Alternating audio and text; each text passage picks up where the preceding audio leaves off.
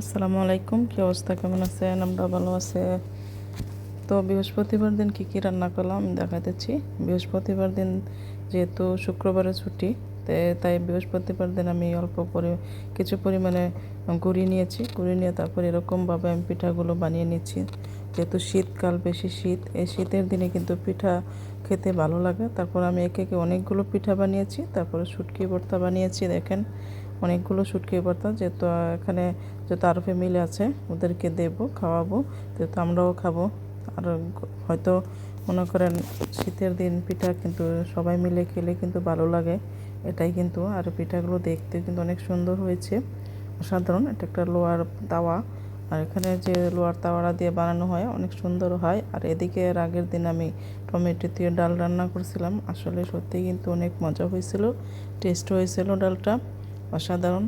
মানে যাওয়ার আগে একটু ডালের সাথে টমেটো দিয়ে দিলে কিন্তু ভালো লাগে। এটা ভালো করে মাখিয়ে আমি সরিষার তেল দিয়ে রান্না করছিলাম, অসাধারণ হয়েছে। আর এদিকে আমাদের বাসায় পরে এক ভাবি বাসায় গিয়েছিলাম, এখানে নাস্তা দিয়েছি, কিংবা নাস্তা ফল ফুটই দিয়েছে। যে তুমি নাস্তা টাস্তা খেয়ে ফেলেছি, তাই ফল ফুট দিয়েছে এখানে কেটে। আমার কাছে অনেক ভালো লাগছিল। আর আনারগুলো দেখতে কিন্তু মোটামুটি ভালো, কিন্তু একটু টক টক ছিল, ভালো লাগছিলো। আর তারপর খাওয়া দাওয়া করে ওখান থেকে আমরা আসলাম। তারপরে যেহেতু বাইরের খাবার ওকা নিয়ে আসছে, যেহেতু সপ্তাহে একদিন, পরের দিন ছুটি হবে বৃহস্পতিবার, তাহলে আমরা লেট করে সবাই উপর থেকে ওদের বাসা থেকে আসলাম। তারপর ওরা খাবার দাবার নিয়ে আসছে বাইরে থেকে, তখন আমরা সবাই মিলে খাওয়া দাওয়া করে তারপর সকালে শুক্রবার দিন আমি একটা চা বানাচ্ছি।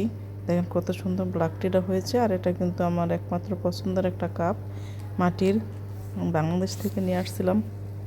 আমি প্রথম মনে করছিলাম যে বাংলাদেশ থেকে মাটির কাপ, মাটির মধ্যে রান্না করলে কিংবা ফুটে যায়, কিংবা নষ্ট হয়ে যায় গরম যে কোনো জিনিসই ডাললে পানি এসেই।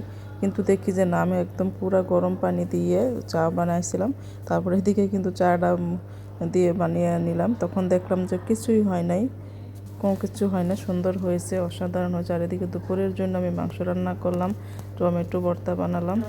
তারপর এদিকে আমি মনে করি যে এখানে টমেটো ভর্তা বানাবো, লাল শাক। আর এদিকে আলু ভর্তা, আলু একদম নতুন আলু নিয়ে আসছে, যেহেতু পুরান আলু ভালো লাগে না, ভর্তাগুলো মিষ্টি মিষ্টি লাগে, তাই এখান থেকে নতুন আলু নিয়ে এসে আমি ভর্তাটা বানাতেছি।